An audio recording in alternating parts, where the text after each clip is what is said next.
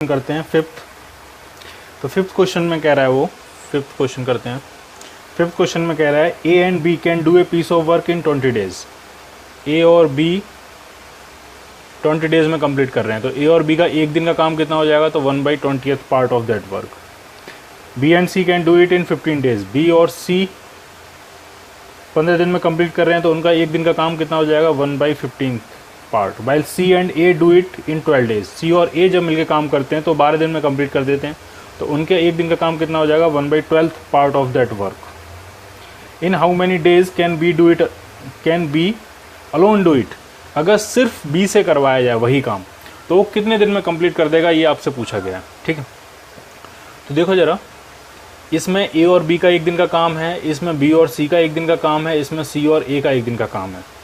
अगर हमें सिर्फ बी का काम आइसोलेट करना है तो मैं ऐसा करता हूँ कि इन दोनों इक्वेशंस को ऐड करके इसमें से ये इक्वेशन माइनस कर देता हूँ। क्यों, जब आप इसमें इन दोनों इक्वेशंस को ऐड करोगे तो इसमें ए का एक दिन का काम, बी का 2 दिन का काम और सी का एक दिन का काम आ जाएगा। और उसमें से जब ये इक्वेशन माइनस करूँगा तो उसमें से सी का एक दिन का काम ये माइनस हो जाएगा, ए का एक दिन का काम यहाँ से माइनस हो जाएगा, सिर्फ बी का 2 दिन का काम बचेगा।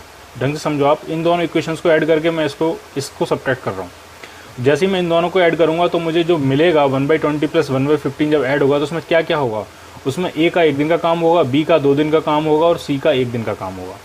और उसमें से जब मैं ये माइनस सब्ट्रैक्ट कर दूंगा, -1/12 कर दूंगा, तो सी का एक दिन का काम सी के एक दिन के काम से कैंसिल हो जाएगा, ए का एक दिन का काम ए के एक दिन के काम से कैंसिल हो जाएगा। तो सिर्फ क्या बचेगा, तो वो बचेगा बी का 2 दिन का काम बचेगा।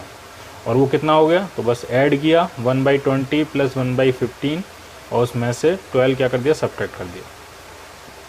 ठीक है, ये एलसीएम लेके ऐड वैड करना वो आपको काम है। पहले मैं इन दोनों को देख लूँ, तो इनका जो आ जाएगा एलसीएम 60 आ जाएगा। ये टोटल ही कर लेते हैं, टोटल तीनों का एलसीएम 60 आ जाएगा। तो ये 3, ये 4, 5, 7 -5 2/60 यानी 1/30। तो बी का 2 दिन का काम 1/30th पार्ट, तो बी का एक दिन का काम कितना होगा, तो वो हो जाएगा 1/30 / 2, तो ये आपका हो जाएगा 1/60। यानी बी जो है वो टोटल काम का 1/60th पार्ट एक दिन में कंप्लीट कर देता है।